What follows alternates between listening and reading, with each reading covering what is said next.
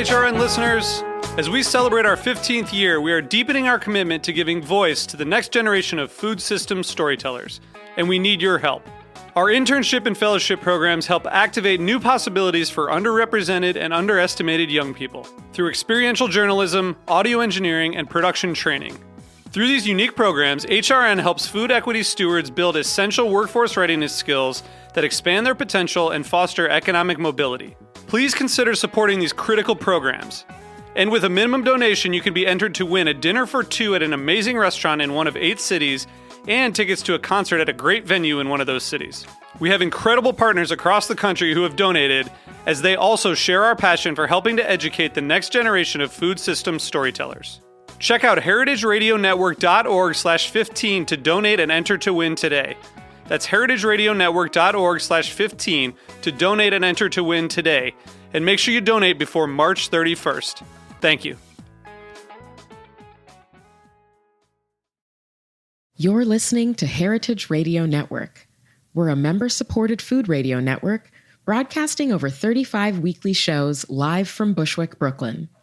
Join our hosts as they lead you through the world of craft brewing, behind the scenes of the restaurant industry, inside the battle over school food, and beyond. Find us at heritageradionetwork.org. This episode is brought to you by MoFad, the Museum of Food and Drink, inspiring public curiosity about food. Learn more at mofad.org.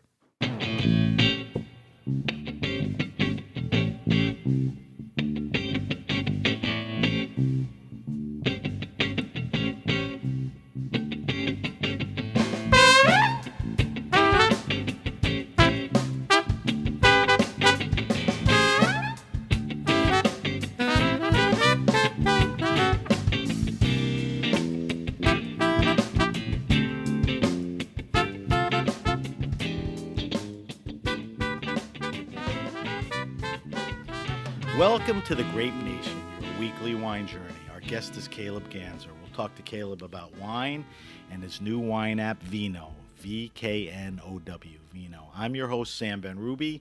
Stay with us for the Grape Nation on the Heritage Radio Network. We bring wine to the people. Caleb Ganzer is the wine director and managing partner at La Compagnie Des Vins Surnaturels in New York City. Company is at least in my description, a cozy neighborhood wine bar for the world, and caters to every type of guest from the inquisitive amateur to the industry professional. Caleb is an alum of 11 Madison Park and Daniel Boulud's Dinex group. Caleb has innovated great events at Company like the Wine Mixtape, Mystery Wine, and Wine Boot Camp, to name a few. He has now created a new wine app called VKnow, VKnow, which is about teaching people about wine. Caleb, welcome back. Great to be back, Sam. The Grape Nation. Thanks for having me.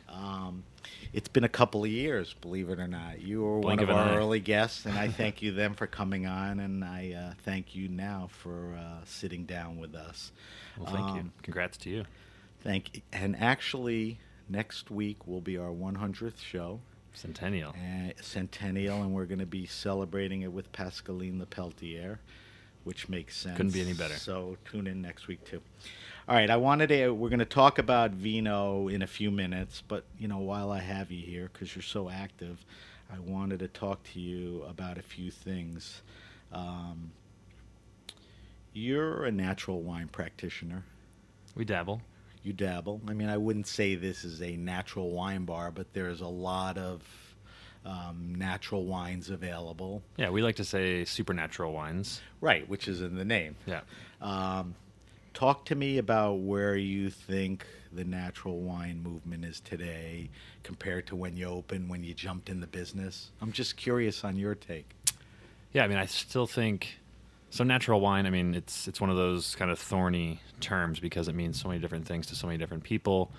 I would say classically, hopefully most people would say that it's at least wine that's made with organic grapes, if not biodynamic grapes, hand harvested. They do fermentation with the native yeast.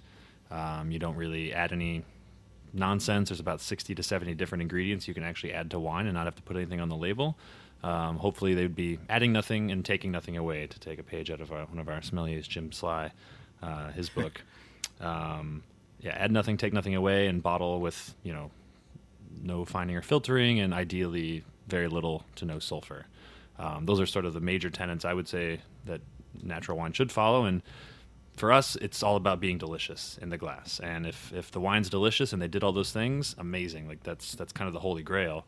But, if some people are making wine in a colder region, or they have trouble in the cellar, they might have to add a little sulfur, or maybe they have to filter, or maybe even they have to add some enzymes or something, or some acidification. For me, ideally, is that the end of the world, or no big deal? It's not the end of the world. Doesn't change things drastically. As long as the ethos of growing great wine and like being in the vineyard and farming and just having a quality product, like for me, I'd rather people be trying and always making a little bit better every year. And if it's 100% again, no additives, it's great, but you still got to feed a family. You still got to put out a product, and as long as it's delicious, that's the most important thing. What about the knock about inconsistency? People sometimes worry it doesn't ship well. Not traction in the movement. I mean, where do you feel? What do you feel about all of that? It's an agricultural product, and at the end of the day, there's always going to be variables, and wine is one of the most variable agricultural products. You kind of wait all until the fateful moment that you harvest. Whatever nature gives you, that's what you got, and then you just try not to screw it up in the cellar.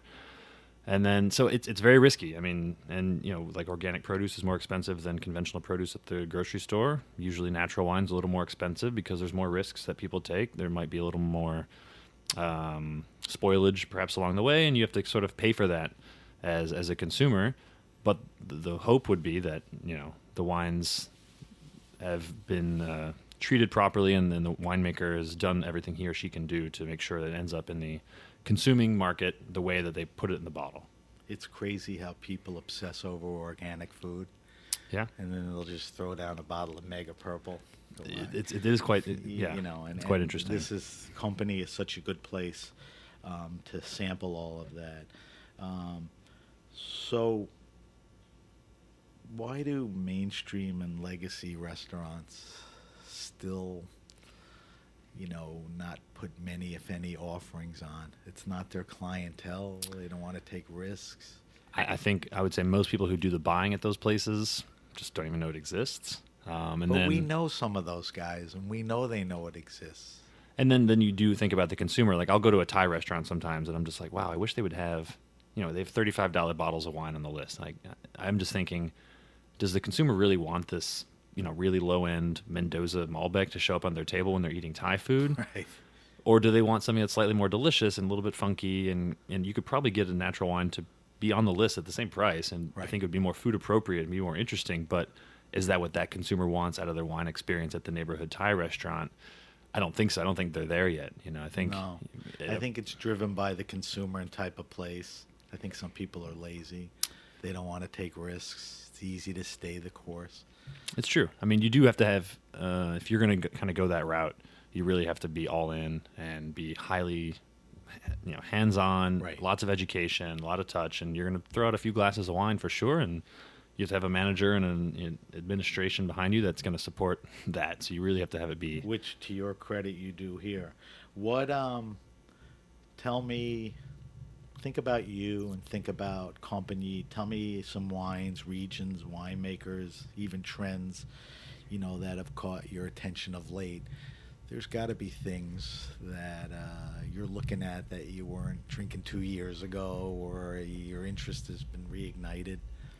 Yeah, I mean, I would say Spain is having a really cool moment right now. Specific areas? The fringes, I would say, kind of northwest, like Galicia and Catalonia for sure. I would say those are the two biggest areas where you're seeing a ton of energy and a ton of new wines coming out and really good values. Canary Islands as well. Just a lot of great wines, well under $100, by the bottle on a wine list. Can you give me a producer or two, a fave? I mean, does anything come to mind? I don't want to put you on the spot and lock you up. Yeah, no, the cool thing about... People love to hear from, you and guys like you. Yeah, I mean, and Vinete is sort of the first one that comes to mind. I mean, Envinate. That's correct. There's some accents along the way. Right. I think there's 3 guys and a gal, and 4 friends who kind of met in winemaking school. They're all from different parts of Spain, and they make wine in 4 to 6 different regions around Spain. Like the Canary Islands. Canary Islands is one. They do a lot in and around in Galicia, like kind of Mencia country. Right. There's some kind of in south central Spain with like Garnacha Tintorera, and all super affordable. The quality is Still, right? world class. The pricing is still it's hard to great find just because the demand's gone up. Prices haven't quite escalated with the demand yet. But that's just one. That's a drop in the hat. Raul Perez is making some great wines. Lorenzo, Celar Frisac down in Catalonia. Spell his last name. Frisach. Frisac. Just ton, and just everything is so well priced, and the flavors, the quality is just, it's next level. And so definitely Spain, the fringes. You got one other area. I know you're a Francophile or heavy French here, or majority. No, it's but whether it's France or somewhere else. I mean, I will say, what I've been completely blown away by is the resurgence of orange wine. We have one by the glass usually, and sometimes people will come in and say, "Oh, you only have one orange wine by the glass," and it's like, okay, now we have to have two. And there was a moment. Two things. I didn't mean to interrupt. Sure, no worries. Tell people what orange wine is, and then give me some good fun producers you have here or accessible. Yeah, so orange wine is essentially one of the oldest styles of wine. It's a white wine that's made like a red wine. It's what white wines used to be before refrigeration. Essentially, they would just skin macerate the juice with the skins. And due to the fact that there are very few pigmenting elements in the skins of white grapes, you would only really pick up a very vague sort of coppery orange color, even if you let it sit for 6 months on the skins. Right. Whereas red wine, within 3 weeks, you've already picked up that pigment. And they can be all over the map. They can be some of the funkiest, dirtiest wines you've ever tasted, and they can be super clean, elegant, very pretty. Sit and just kind of, be with them for a while. Vino de meditazione.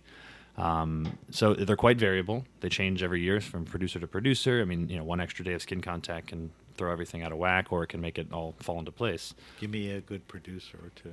So right now we've had a lot of really good luck. What I love about orange wine is it comes from all over the world. Really. We had this great wine. It's Zabibo from McLaren Vale by Brash Higgins. It's Zibbibo. That might be Zibbibo.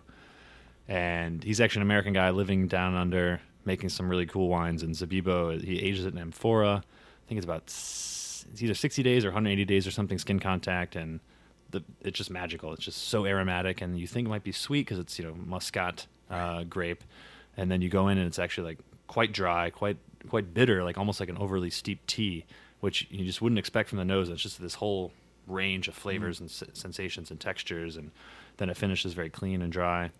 We found this other amazing wine recently by Crocizia, which is Crocizia, and they're Emilia-Romagna in Italy, the gastronomic capital of Italy.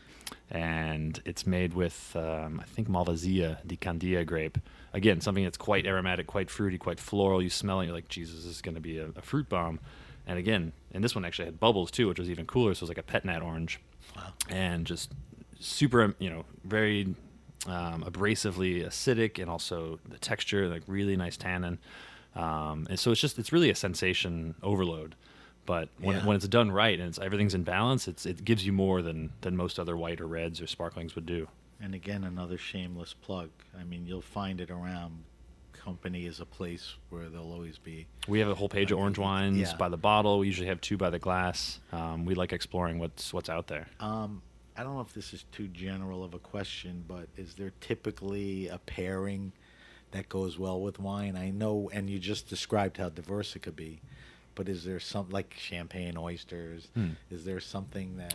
Orange wine's super cool because it's kind of like a rosé in a sense. Like if I go to a tasting menu and I don't really know what's coming, or if I have like 6 or 7 courses coming, I'm gonna be like, you know what? Especially if I want to go on the cheap, I'm just gonna order a bottle of rosé, like for like lunch or something. Just sit with rosé. It's gonna go with everything from oysters to like lamb. Orange wine's kind of the same way on a slightly, like, for me, I love orange wine with roasted chicken. Most wines go well with roasted chicken, but mushrooms as well, because there's quite this umami sensation. Umami. So I would say, and cheeses can go great as well. It's good with cheese too. So if you throw out a cheese platter and a cool orange wine, that's a great... You won't have many enemies afterwards, for sure. Right, that sounds good. All right, let's talk about Compagnie a little. I'm always curious, because you've been here for years already, how has the wine list changed or evolved since you've been here? When you look back and you look now, I don't know if it's access or clout in the market or just grown knowledge. I mean, how has it changed? It's been pretty cool. It's been a pretty cool journey. We opened up about 5 years ago. I came on board just over 4 years ago, and what I walked into was a much smaller program. So you made it larger for starters. Yeah, and it's been amazing to see the response. People come in, they have a great time, they come back, they tell their friends, so on and so forth, and we've been able to grow our business. Hiring more people and building the wine list. We're always just reinvesting in the business. Like for us, it's just how can we make this experience more than what it was yesterday. And so the wine list has probably quadrupled in size. And it's kind of cool to see how it's kind of grown in the same way that it used to be. It's just a bigger version of itself. We have a ton of classics, like probably 7 pages of champagne and sparkling wine now. A lot of Burgundy, a lot of Rhone, but we also do like to explore other regions. We did an Alsace pop-up last year and had a whole page of Alsatian wines. We do a Beaujolais party once a year, and now 2 pages of Beaujolais. And then it kind of dwindles over the year, and we invest in other things, orange wines or Spain, as I mentioned, Australia. And we just kind of like to run it like whatever we're interested in, we'll buy a bunch of that, sell it because we're excited. Or do an event. If you want to focus on Riesling, you do a Riesling event, or a Beaujolais and all of that. Exactly. You've kept the place fun and interesting by doing all these events. Yeah. Let's talk about some of them, because some of them are mainstays of Compagnie. Let's talk about what you've been doing and stuff that's fairly recent. Sure. Yeah. I mean, Beaujolais Bash is something we've had a pretty good. No, so we have 2 different Beaujolais parties. We started Breakin' Beaujolais 2 years ago, which is essentially it became a Beaujolais tracksuit hip hop dance party. And we kind of just like threw it for fun. We're like, yeah, hopefully people show up. We'll see what happens.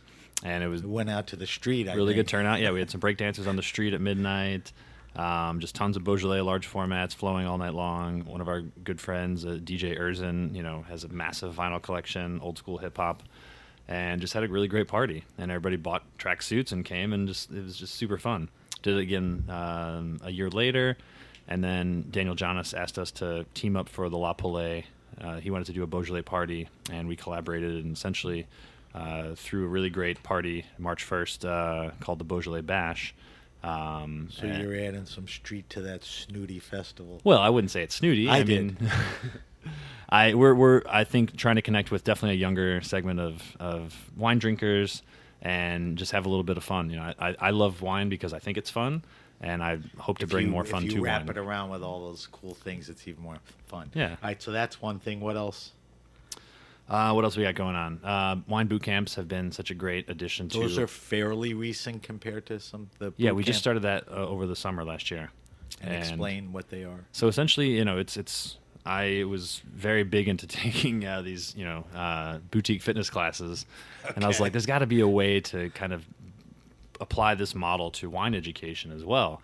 Because at the end of the day, I mean, everybody wants to work out, but you don't want to spend 2 hours at the gym. Everybody wants to learn wine, but you don't necessarily want to spend $100 and go to a wine class for 2 hours. So I was like, maybe there's a way we can sort of streamline the process, lower the price point, get people in and out within an hour.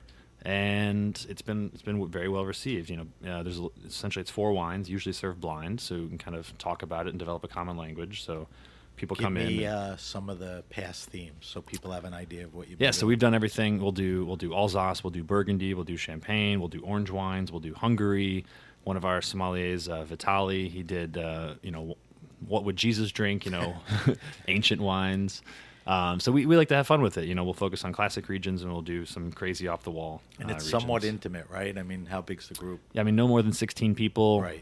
It's about $49, and there's 4 wines. You get a food pairing, a little, sort of executive summary on the topic, in and out. You've tasted a few things, learned a little bit, and back to your life. What's coming up? We have...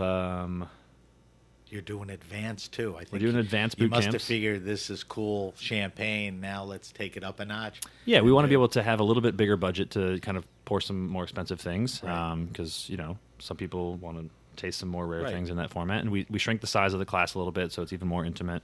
12 people max. It's $95, so it's not too much more. But most people do see the quality jump significantly. And what we have coming up, so I've started this new thing like once a quarter. We're doing just a blowout sort of class. So we started the year off with a Jacques Solos and his disciples champagne boot camp. We sold like 3 classes. You kept adding. It was $95 to taste, Solos and Guillaume Solos and Michel Fallon and Charton Taillé. So, it's not something we make a bunch of money on, but it's a really good opportunity just for us to talk about wines, get people in, and just share. So we're going to probably do in April a Jean-François Gannevat advanced wine boot camp. And tell people you still do, is it every day, every week, mystery wine? Mystery wine's always available. You walk in, we have a white and a red that's, you don't know what we're pouring. It's somewhere in our by the bottle list, and you can So it's on the wine list. It's on the wine list, open book test. You walk in and you say, give me a glass of the mystery wine. Yeah. You start sniffing it, throwing it over to the tongue, figuring out and if you guess it. If you guess it correctly, you win a bottle. All right. And if you get it wrong, you bought a glass of wine, and we tell everybody what it is, like en masse on Instagram at the end of the round. So it could be a day, it could be a week, it could be a month. It just depends on how long that wine stays secret. You're not running out of stuff to put up there, are you? No, but it definitely it changes the way you buy. When you have to fill this slot, and you never know when. Like I'll buy 5 cases of something. I'm like, oh, like this is gonna be a great mystery wine.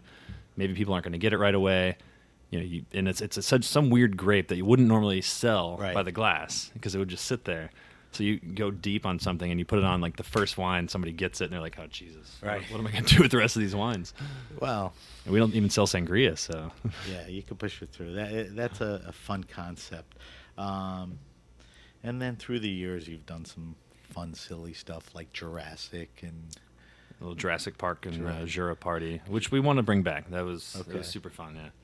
And before we talk about VKnow, explain to everyone your obsession with tracksuits. Your mom told me you have pajamas that look like tracksuits, but they're really not. I don't know where it came. It came after the Beaujolais party. We knew we wanted to throw. Which was years ago, that was right? Because the track thing for you has been going on. Yeah. So the first time you did it, it's like you got up the next day and it's like, okay, this feels good. And then you put it on and then you're like, wow, this is really comfortable. And then you're like, well, I work at a wine bar. I don't work at a fancy restaurant. Right. I can technically wear this to work. And, athleisure's having a moment right now, Sam. You know that. Big time. I was just kind of like, well, if people can wear their yoga pants out in public, I might as well wear some, 3 stripes. And it's actually, there's like a whole... You got more than stripes. You got some flowery stuff, too. Hey, there's a lot of patterns. It's So you open up your closet and there's all these tracks. It's about 7 different ones. The hangers aside. What am I going to wear today? Color coordinated. Okay. Which is a cool thing, which... We do a tracksuit Tuesday at the wine bar as well. So it's every the first Tuesday of the month. Those who show up in strong athleisure vibes, a.k.a. wearing tracksuits, you can get happy hour all night long. So it's... $5 off all the wines by the glass, 15% off all the bottles. Normally, we only do that for the first hour of service. That's happy hour normally every day. But Tracksuit Tuesday unlocks it if you want to, really go big. Look cool, dress comfortable, and drink, ask for anything reasonably. Pretty cool idea. All right. Just tell everyone where Company is. Is this Nolita? Technically, I think it's Nolita, even though we're do we call it west Soho? of Lita. Yeah. It's literally like right on the corner of Soho, Little Italy, and Chinatown. It's right where they meet. The address is 249 Center Street, CENTRE. Because if Compagnie Des Vins Surnaturels is not hard enough to pronounce or spell, the name of our street is also the British spelling. But I think if you Google or look up Compagnie, COMPAGNIE wine, you'll get to the page and all. And it's only a few blocks south of Houston and north of quite central. Canal, yeah. All right, so you created a new wine learning tool, an app called VKnow. Get it? VKnow, but we spell it VKNOW. And it's out there now. What compelled you to do this? I mean, why now? Why this? I mean, it's something I've heard a lot. I'm sure most wine professionals hear it all the time. I really want to learn more about wine from your friends, your family, somebody you just meet. It's like, I wish I knew more about wine. And, there are ways to learn it, but they can be a bit cumbersome. You enroll in a class, you take a class, you buy a book, you sit down and read it. I mean, it depends on who you are, but maybe it takes a fair bit of effort to learn quite a bit about wine. You know, it's a lifestyle for most people. For the professional and the enthusiast. For sure. Right? I have more respect for the enthusiasts because they have a whole other job. You know, they're spending all their time doing something else. They have their home family and to take care of, and then they'll take wine trips as well. They'll invest in learning about wine, and I'm just blown away like at the level of dedication by a lot of people. And we just thought, well, that, you know, it's kind of the right timing in terms of, you know, wine is sort of having a moment. More and more people are getting into it, and then technology is becoming more and more easy to sort of shape in a way that would help you. So we collaborated with some folks at Area 9, which they have pioneered this technology called adaptive learning. Let's talk about that. Yeah, so Adaptive. Before we talk about adaptive learning, when you developed this, there was nothing out there whether you would use or thought was good that impressed you. You know, if a friend of you said, listen, you do this every day, you know, I'm married with a kid, but I love wine. What should I look at? There was nothing that really jumped out at you? There are magazines, there are books, there are, you know, podcasts like yours. And you can be a fly on the wall and sort of pick up wine culture little by little, but there's nothing really, in a way, sort of boot camp style or, you know, like kind of very quick to the point to just learn a lot real fast. Right. And this is sort of what that is. You know, adaptive learning. Area 9 has sort of pioneered that, which is they partner with a lot of people who need to teach a lot of information to, you know, folks in their business typically very quickly. And adaptive learning is a way that, you know, it'll ask you questions, you give it a response, and it starts to learn how much you know about certain topics. And if you seem to know a fair bit, it stops asking you those questions because it's a waste of your time. Specific to those topics. Specific to Not those topics. Not a general. Right. As you get into the wine thing, it'll ask you specific wine things in certain Exactly. areas. So we have like red wine service, white wine, rosé, production and structure and all that. And if you seem to know a fair bit about red wine, you can probably breeze through that. But if you seem to not know much about service, it's going to take more time. It's going to slow you down. It's going to make you work through it so that you really retain it. So that's what adaptive learning is. It downloads your knowledge set. It learns you, and then it teaches you. There's a whole you algorithm or program, exactly. Proprietary, I assume. Yeah, it's custom learning. That'll determine in how it feeds back to you. Like you said, you're a big red guy. You know a lot. There'll be less thrown out. White, they'll spend more time. Exactly. With that.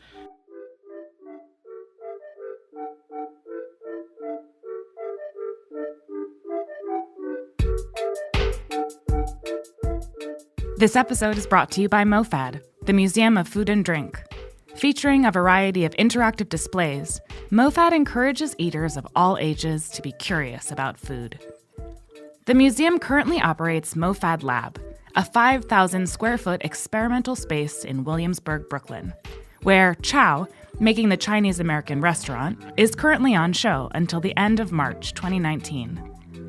This exhibition celebrates the birth and evolution of Chinese American restaurants, tracing their nearly 170-year history and sparking conversations about food culture, immigration, and what it means to be American. It highlights the evolution timeline of Chinese American restaurant menus, dating back to 1910, and also highlights a tasting section where participants get to enjoy tastings created by the country's most talented chefs who specialize in Chinese American cuisine. Make sure you check out Chow while you still can. The exhibition closes at the end of March 2019. Check out MoFad's tastings and extensive event calendar at mofad.org/events. Okay, we're back. We're back with my guest, Caleb Ganzer.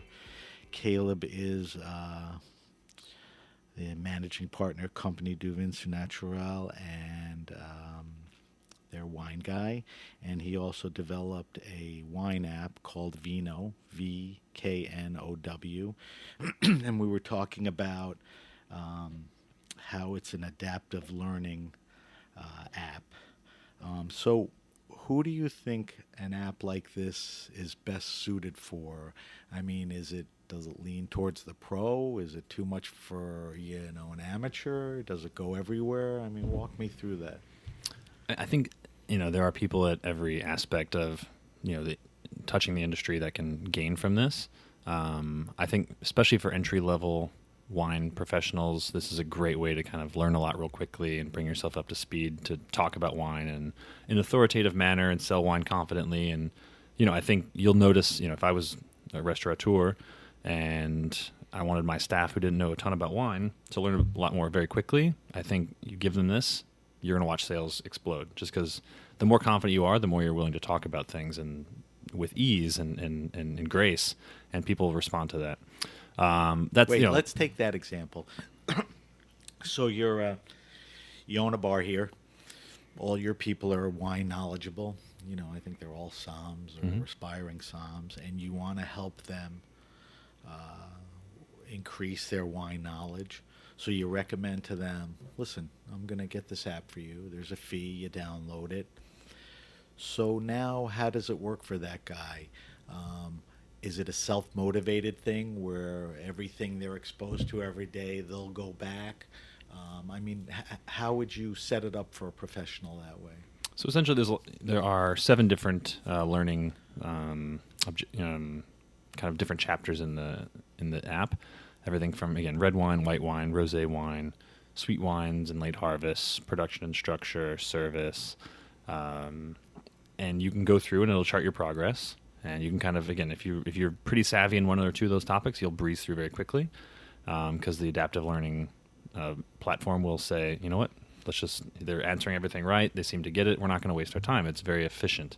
But once you sort of start running into roadblocks and seeing that, and the adaptive learning platform sees you sort of struggling on some elements, it's going to kind of prompt you to kind of brush up on certain things. It'll ask you more questions. It'll teach you more things about that topic until it realizes that you're getting it, and then you can move on.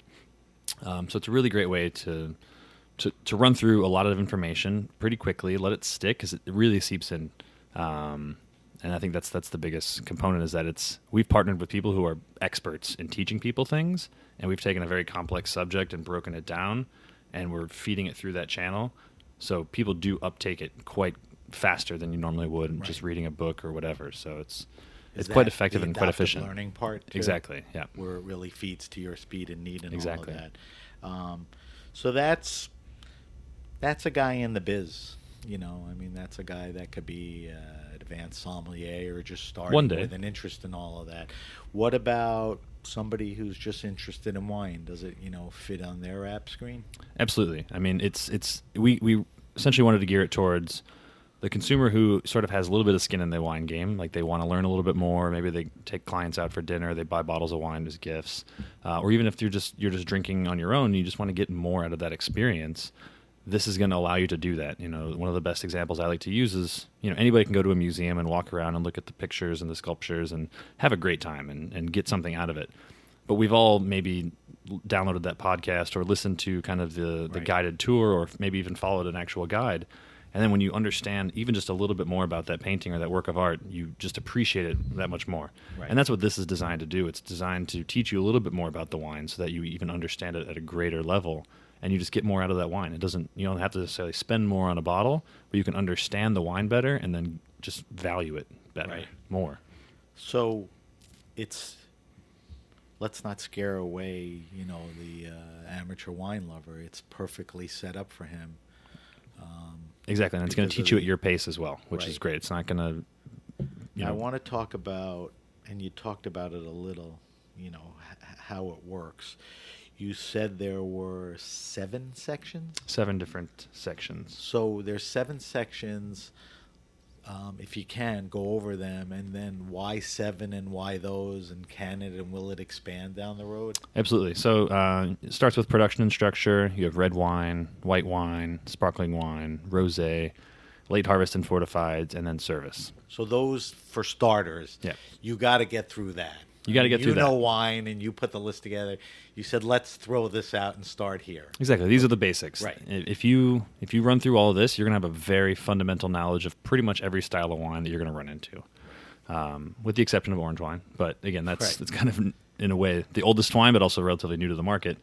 But if you pass through this and you didn't have, you're just going to take your level of knowledge and just add 500% to it. It's just... So let's let's visualize or talk about Yeah. that. So let's talk about the red wine, big category. Let's talk about not the industry guy, but a consumer. They download the app. Okay, I'm ready to sit down. I start with red wine. They go to the red wine section. We know there's an adaptive learning component. What are they going to see? Are they going to see videos? Do they have to input information? I mean, give me a little. Yeah, so it's going to be a little bit of a push and pull along the way. It's kind of like a personal trainer for your wine knowledge. It's going to present some information. It's going to ask you questions about what you just saw. It might ask you questions preemptively before it's even giving you information, just to see where you're at. Well, and isn't then, there an assessment, I think? Kind of, yeah. Well, Yeah. in the beginning, you can sort of say, you can tell your confidence to the app. And if it's super low confidence, it's going to teach you more things before it asks you questions. But if you're high confidence, it's going to ask you questions just to sort of see, sort of test you a little bit. Right. And if you're passing everything very quickly, you'll breeze right through it. If it's, you can sense high confidence, but it actually, maybe you're not that strong in that area, it's still going to teach you those things before you can move on. So give me actuals. So like for red wine, we're going to talk about tannins, grape varieties. It's going to say, what are we going through? It's going to say everything that's involved.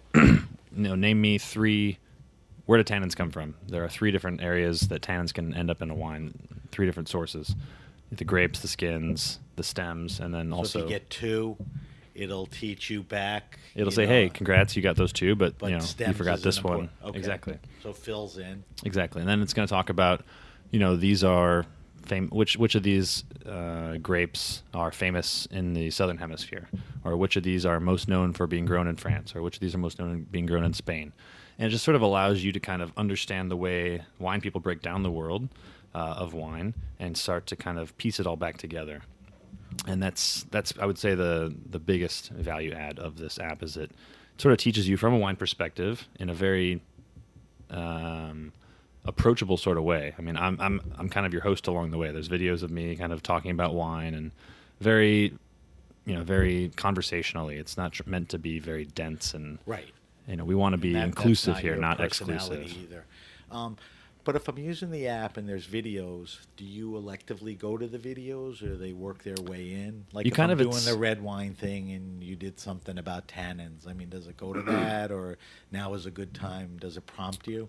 There are 2 different ways you can go through it. You can kind of sort of, if you just click on the section, you're going to kind of start a bit of a journey.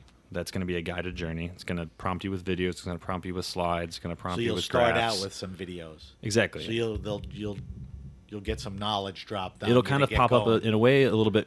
It's going to be seemingly random, but the algorithm has its sort of logic behind it. But once you've sort of gone through, you can go back in an area called like recharge, and you're like, you know what? I actually really liked that one slide, and you can go back and watch it again and again and again, or in your Or if you library. didn't understand it, Exactly. let me go back and listen again once or twice. Right, you can find that all in your library. So you go to structure and wine, production, whatever, tannins and skins, and you can pull up that slide Right. and sort of study it and say, okay, cool. So skins have pigments and tannins, seeds have tannins, and the pulp has juice but no pigment. Interesting. Right. How do you recommend people use it? Is it some? I know the answer is use it at your own speed, but do you feel, if you're a professional, use it daily? If you're an amateur, use it weekly? I mean, is there something that makes it work best, or it's really back to you? I've had some people kind of just say, hey, I'm getting ready to go out to dinner. I want to have or a cocktail party. I want to have a few talking points. And you just kind of brush up and you go to the library and you say, okay, cool.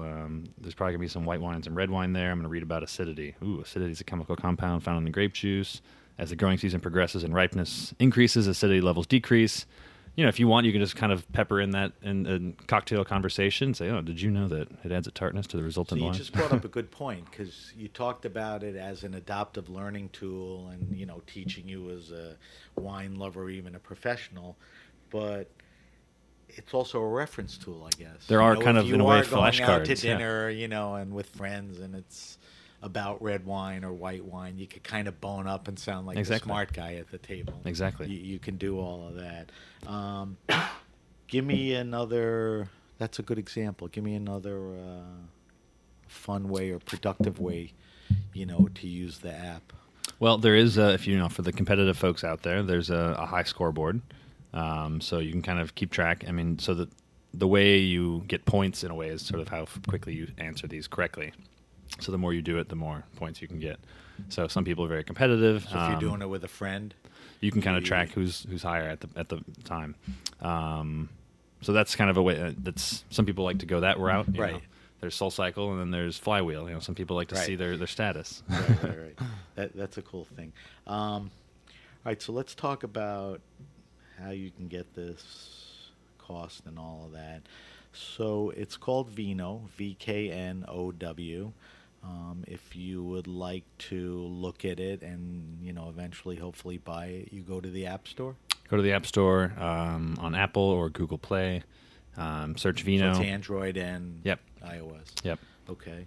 And it's a one-time fee. You pay $8.95. You know, we wanted to keep it as approachable as possible, but there is a ton of information in there. Like we couldn't quite give it away, but for how much information you're accessing for $8.95, again, that's for life. I think that's reasonable. I think a good wine book, you know, a series or anything, is at least that or more, 2-3 times. Exactly. I mean, most wine courses are about $300. Most wine reference books, you know, $50 to $60 for, like, you know, the Jancis Robinson, you know, book. This is something you have in your pocket. You can take it with you everywhere you go. It's scalable to your iPhone, right? So if you're sitting on a subway. Exactly. I mean, everybody scales to iPhone now, but there was a time where, you know, things are cut out or you can't. This is... It's meant, we know that's how people are going to access it, yeah. Yeah, that's the user.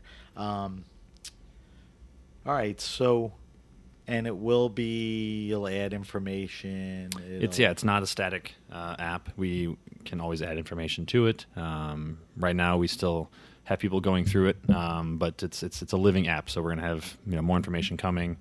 It's again, to get in for, you know, $8.95 for life. It's, I think, pretty attractive deal. I mean, you were gracious enough to let me take a look at it, and I initially looked at it, you know, for the show, just so I could understand and talk to you. And now I'm in the mode where how can I use it, you know, to increase my wine knowledge and all that. And the service, I think you should check out. I like the way it lays out. You know, it shows you how you can open up old wine, how you decant old wine, and also how you kind of talk to consumers or, you know, your guests at a restaurant. And it's not, you know, there's no dogma. You know, right. There's a section in there about how you pair wines with food. And if you're a server at a restaurant and, you know, the guest wants to do a red wine with their fish or their salad, you say, that's fine. Great. What type of red wine would you like? I mean, you want their experience to be their experience. You're not trying to dictate anything. Right. And I think that's where service is headed. It used to be a little more, well, you can't drink, you should drink white wine with fish and red wine with meat, and that's right. it. Forget that. But, you know, the rules are kind of softening, and people just want to drink what they want to drink. And, you know, there's a section on talking to people about that. That's great. Because I keep going back to the fact that, you know, initially I thought it's a straight teaching tool. There's a lot of that, but there's a lot of reference and, you know, recommendation and all of that. Absolutely. I mean, service temperatures for various wines, it's all right there. Right, for consumer and professional and all of that. All right, so that's VKnow, VKNOW, available on the App Store. At least go to the store and look at the description and the artwork and, you know, pull the trigger if you're into wine. All right. While I have you here, I can't let you leave without subjecting you to our wine list. You did this a couple of years ago.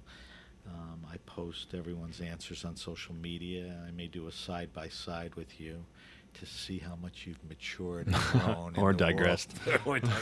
And I don't think so for some reason. All right, so our wine list is, we asked our guests the same 5 questions, and you buzz through them. Don't obsess on them, fixate on them. You may have answered this first one a little, but think about it again. What are you drinking now? What's in your fridge? What's on your table? What are you tasting for the restaurant? What's exciting you? Couple of things. Yeah, I mean, especially for the restaurant, just always trying to find just very value-driven wines coming from parts of the world that you wouldn't expect, because there are a ton of them out there. We had a really great Syrah blend from Bulgaria that was quite affordable. People loved it, and it hit all the different flavor profiles. And, you know, it's hard to find a wine at that price from France or from the U.S. So pull back the curtain on that a little. Discovery for you and for customers is important. How do you do that? I mean, is it distributors bringing stuff in? Are you seeing stuff online? All of the above? I mean, how are you finding this stuff? And like you said, some of it may not be available to the extent that you want. Yeah, what I love about New York is that it's the greatest wine market in the world. I mean, it's super competitive. You have about over 300 importers out there tracking down the best wines in the world that they can get their hands on. That's sort of their job, and bring them to this market at the best price they can to stay competitive. And I'll try to line up. I've started doing these things called power hours, where doing a tasting. It's one of those funny things where you tell somebody what you do, and they say, "Oh, do you taste wine for a living?" And you say yes. And they say that must be amazing, and then you end up hearing sommeliers complaining about how long tasting appointments can take, and you're like, "Okay, I spent 2 hours and I tasted with 4 different people." And I know it sounds silly, but time is money, and I've started doing these things called power hours where I'll taste with 6 different distributors within an hour. Everybody gets 10 minutes. They show up with 6 wines. Not together. Not together. One guy out, next scheduled guy up in. every 10 minutes. Right. 2 different tasting stations. And there are great distributors and good people in New York. So being here, you have access. Yeah, to and you stuff, want to let's say yes. A guy in Kansas City certainly wouldn't. Right, and I don't want to close my mind or my palate to anything that just because it's not somebody we've done business with in the past. I want to say, I want to taste with you, see what you got. You're out there. This is your job. Let's see what you found. And I'm not going to say every single wine I taste is great, but you do find some gems that you probably wouldn't have normally discovered, and that's what wine's all about. And being inquisitive and open to discovery. Yeah. Those are good answers. I asked you this last time. It's the silliest question on the thing, but we ask people their favorite wine and food pairing. I'm curious of 2 things, if this one matches the one from 2 years ago and what it is. So do you have something that resonates? It's just a ooh-ah whenever you do it. Not that you make it every Thursday night, but what's a good Caleb Ganzer wine and food pairing? So my girlfriend has just started making. We got these anchovies. My chef Eric, he gave me some anchovies for my birthday. Like really good ones, like right? Insane anchovies, yeah, just like next level.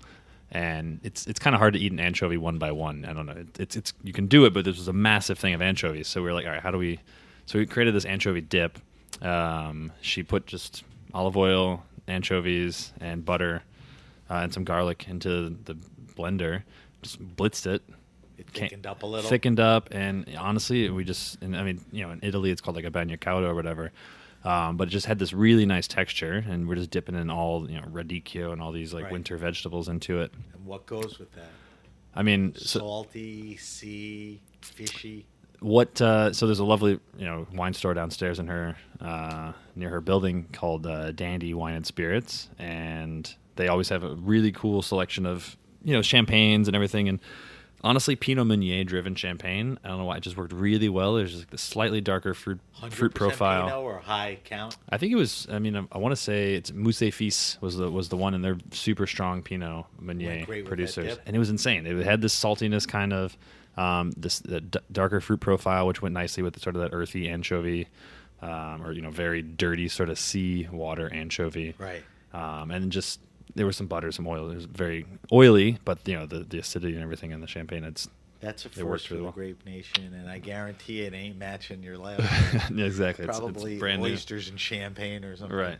All right. We ask everyone their favorite wine restaurant and or bar, and I have to tell you, and I think you know it, a lot of our guests select Compagnie on that. Honored people to hear in that. the industry and other people, whether they're writers or whatever. I think a year ago we did awards and we compiled the answers to all those questions, and you were the winner. I think I made you call me on air. I do remember that. Yeah. Yeah. I'm very grateful for that. Thank you. That's your hard work and the environment and place you set up. That's not me. That's just giving people an opportunity to tell what they think is best. So let's go to you. What do you, when you're not here, and I know you work pretty hard, who else is doing it well out there? There's a lovely new wine bar, Frank's, over in Brooklyn. John Patterson. Yeah, exactly. Was just there for the first time. I think it just sort of switched from what it was to part of the restaurant. Exactly. He got to extend the wine and all that. Yeah, and it's the program was great. A lot of amazing things by the glass that you don't normally see. All different price points, different values. The bottle just looked amazing. Didn't get a chance to eat any food yet, but the pork schnitzel. Yeah, the dishes looked great. I think it's an awesome new addition to the landscape out there. Give me one more. I'm trying to think of something I didn't say last time. I mean, I go to Four No, Horsemen. don't worry about that. I go to Four Horsemen more than anything. Okay, so it's Yeah. okay to validate Yeah. that. The Four Horsemen is just a Yeah, place. those that you're guys kill it. comfortable. Yeah, love 'em. They're very good guys. I think they were just in France, the whole crew. Yeah, they touring brought around quite a the few people over festivals. there. Yeah. Yeah, that was nice. All right. Here's another good one to match up, and maybe it's changed. Favorite all-time wine. And I think what's evolved with the question since you were here, it was sort of like, what's your favorite all-time wine? I think what's happened with the question is it's hard to do one, so you could do one or two.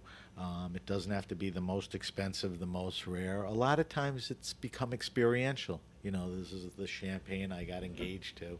And that shows you how important wine is as an experience. So that is a setup. Caleb Ganzer's favorite all-time wine or wines. Gosh, yeah, that's always the hardest Even question to today, answer. you know. What I do you- mean, the wine that kind of always that kind of made it click for me was 1982 Aubryon. I was so big vintage Goodyear Bordeaux. yeah, and I tasted it. It was like 22, so this was 11 years ago, so 2008 essentially. That jump-started a heavy interest in wine and an impression. Yeah, I saved up a bunch of money. I was still working as a server in that's on the college, list. and went to Charlie Trotter's in Chicago when it was still open, and just like got the tasting menu of it and ponied up for all the the premium wine pairing, and that was on there, and just stuck with me. And I've had other moments with like 1989 Aubryon. There was a tasting, there was a service moment when I was at EMP, and there was a son and a mother from China.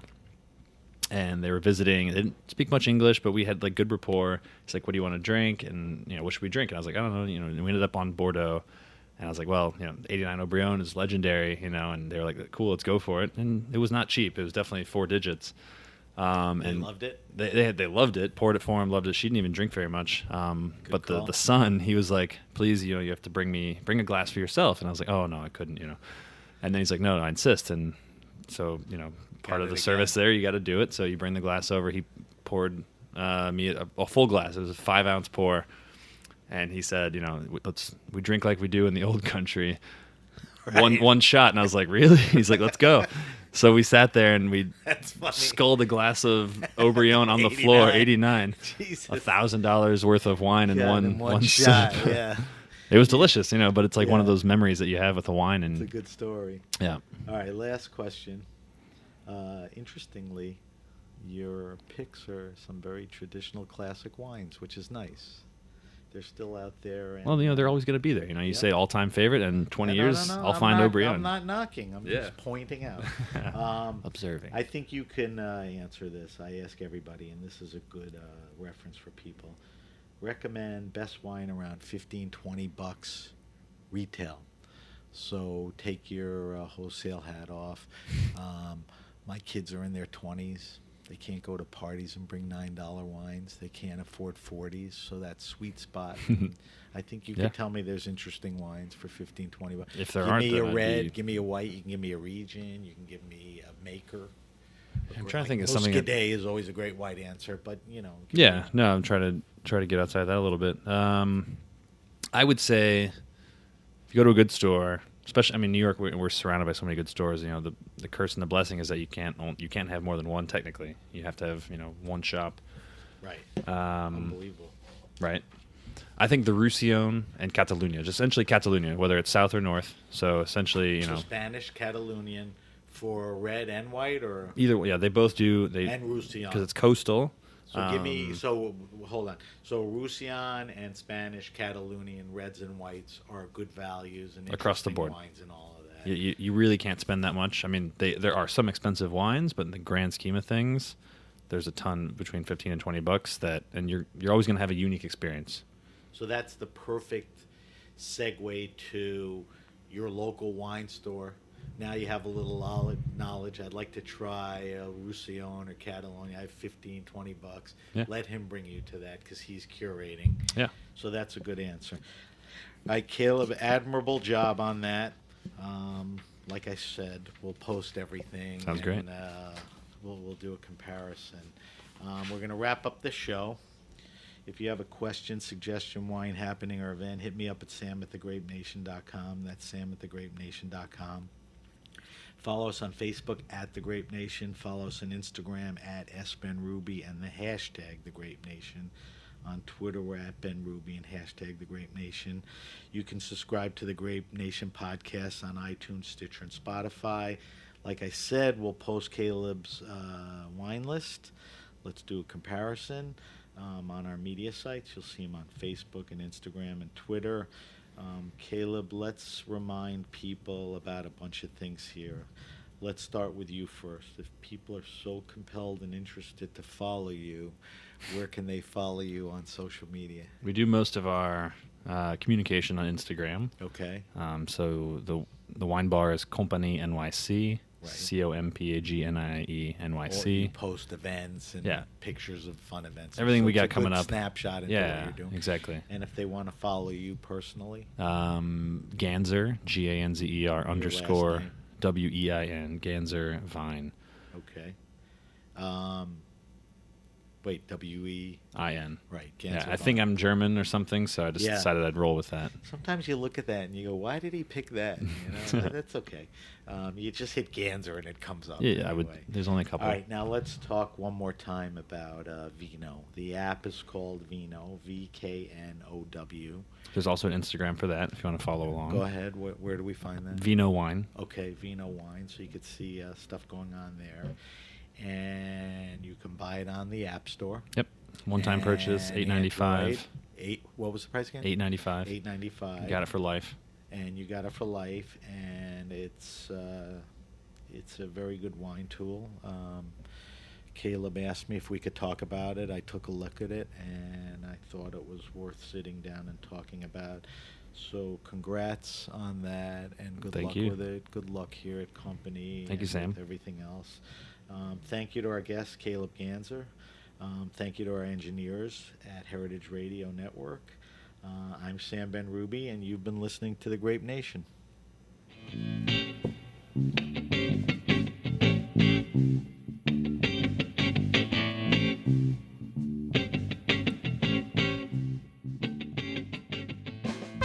Thanks for listening to Heritage Radio Network, food radio supported by you. For our freshest content and to hear about exclusive events, subscribe to our newsletter. Enter your email at the bottom of our website, heritageradionetwork.org. Connect with us on Facebook, Instagram, and Twitter at heritage_radio. Heritage Radio Network is a nonprofit organization driving conversations to make the world a better, fairer, more delicious place. And we couldn't do it without support from listeners like you. Want to be a part of the food world's most innovative community? Rate the shows you like, tell your friends, and please join our community by becoming a member. Just click on the beating heart at the top right of our homepage. Thanks for listening.